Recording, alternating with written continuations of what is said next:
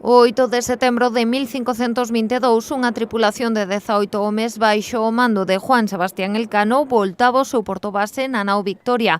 Facíano 3 anos despois da partida e tras completar a primeira volta ao mundo. En su momento fue el primer barco parecido a esto, igual que esta es una réplica caseta que dio en dar la vuelta al mundo con Juan Sebastián Elcano, y por lo tanto que esté aquí en el puerto Juan Carlos I de Sanxenxo el barco estos 4 días que va a estar aquí, pues oye, es creo que digno de visitar. Hoxe unha réplica desta histórica embarcación arribou ao Porto Deportivo de Sanxenxo, un barco moito máis novo, pero tamén con traxectoria propia.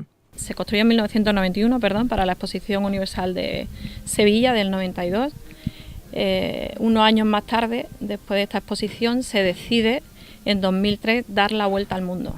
Es cuando se prepara el barco para partir en 2004 desde Sevilla y durante 2 años visita 16 países.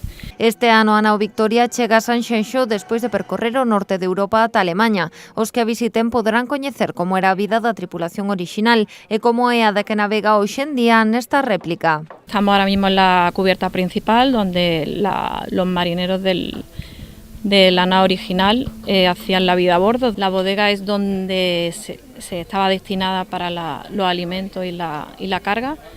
Y en la réplica hemos habilitado la bodega para la tripulación. Podrán ver los catres donde la tripulación vive hoy día. O barco está aberto ás visitas ata o domingo, dende as 10 da mañá ata as 8 da tarde. A entrada ten un custo de 4 euros para os adultos e de 2 para os nenos de 5 a 10 anos. Os menores de 5 poderán visitalo gratis.